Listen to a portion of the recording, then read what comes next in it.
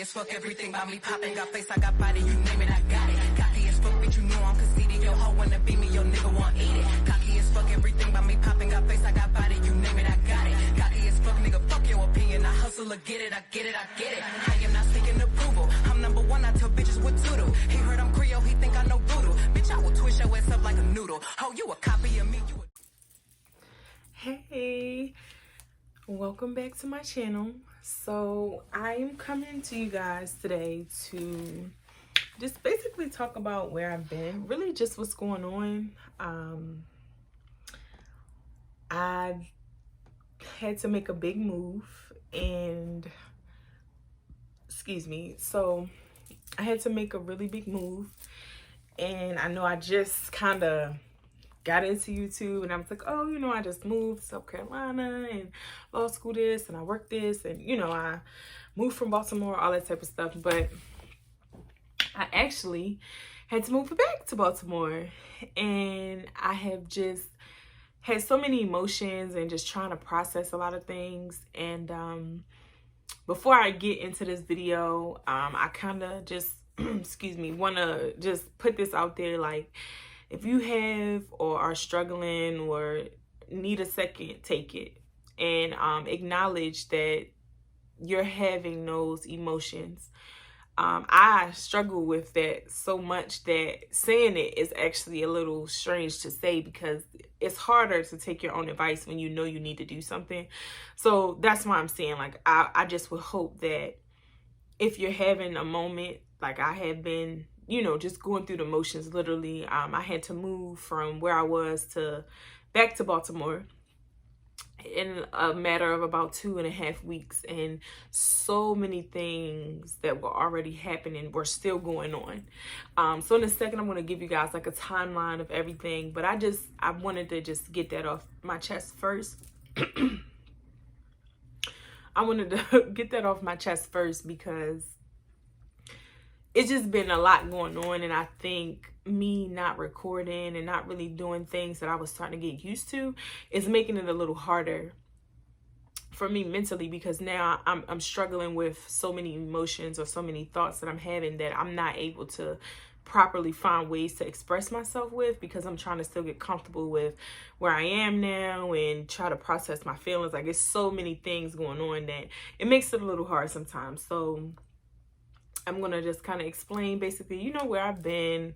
And for some reasons, truthfully, I think I just needed a break. And that's not to say from YouTube, I just started doing this, but I think mentally it's just been draining.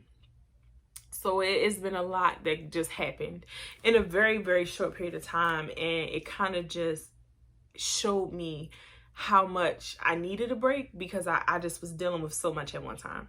So, like I said, I moved back to Baltimore due to some unforeseen circumstances that, you know, really had nothing to do with me, but it happened. And like I said, unfortunately, this is just where I am with it. I was living with family and it just didn't work out. It wasn't anything that had to do with me, but I kind of got the short end of the stick on that. And I think with that situation, I just have allowed myself to just let it play out, because it, like I said, it had nothing to do with me. I was just in a situation because of where I lived, and it kind of backfired on me, which sucked, like I said. But I mean, everything happens for a reason, and I think where I am now will be a better headspace once I finally get acclimated and just adjust back to what I was used to at a point. But now it's a completely different situation, so now I have to just kind of wrap my mind around the whole thing. So I moved. I found out I had to move on the 9th of March, and I went and got my stuff on like the 17th or something like that, in a whole day. Drove from Baltimore to South Carolina, got my stuff, and came back in the same day. And, you know, all while still working a full-time job. Still actively looking for a job, because, again, my job is down there. Thankfully, it was remote, but, you know, it was at that point in time, you know, for me to start trying to find something here. I I believe I stated in one of my other videos about me like studying for my LSAT or something like that. That still was a thing. I took my LSAT test on April the 11th, and I get my results this Thursday. So I think by the time I upload this video, maybe today is the 25th, it's Sunday. So hopefully I can get this video uploaded either tomorrow or Tuesday. So this week, Thursday, the 29th, is when I'll get my results back for that. So we're just keeping that in high spirits. I'm not really nervous or stressed about it. I just kind of feel like I want to know. This is my second time taking the test. So my second time, I think, you know, I went in with a better headset.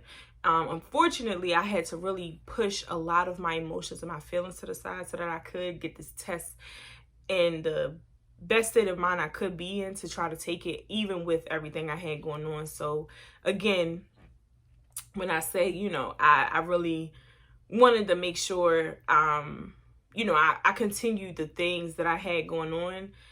It was a little difficult because, again, I had to kind of push my feelings to the side and completely forget about certain things at the moment so that I could get done what I needed to get done.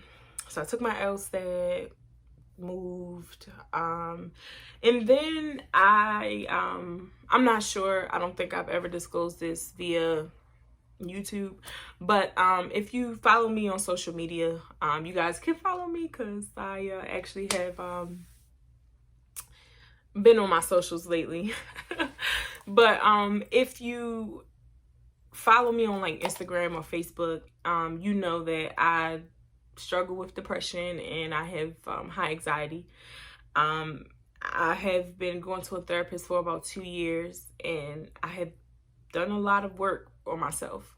I'm very, very far from where I want to be, but I think time is just what has to play out. I think I've learned a lot of tools on how to manage my anger.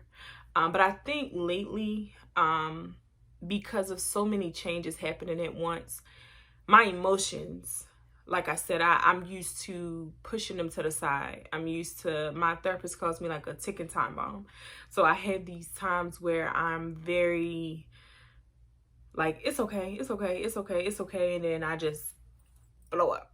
And it's not like I'm intentionally trying to blow up, but I think for me personally, I'm not realizing how it's affecting me until it's already a terrible situation.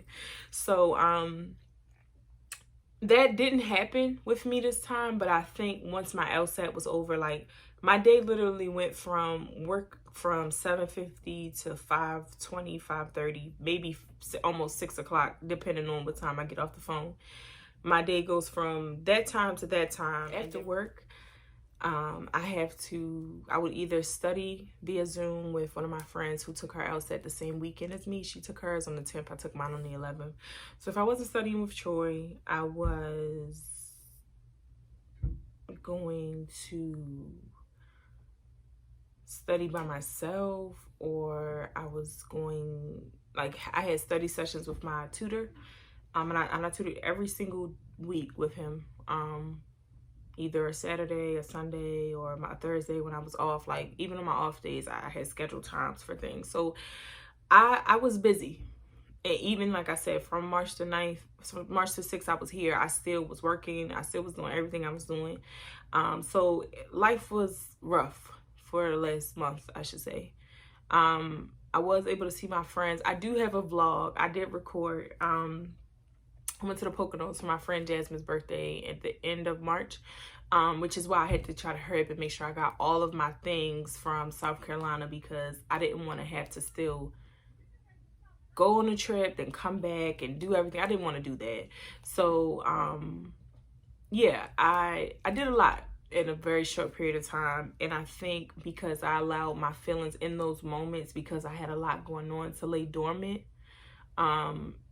it was just frustrating. It was very disheartening how I was feeling about a lot of things, and I wasn't really able to exert the energy to get it off of me. I'm a firm believer that you definitely need to feel through it to get over it. But I didn't give myself a chance in the moment, because like I said, my test was the first thing on my mind. School is a priority for me.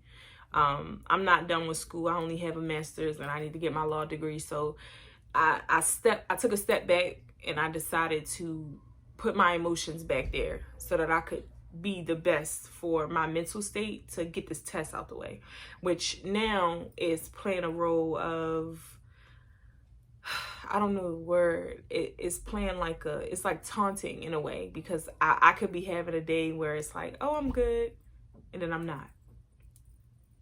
I could be driving down the street, I could hear a song or look out the window for too long at the red light, and I'm immediately shifting.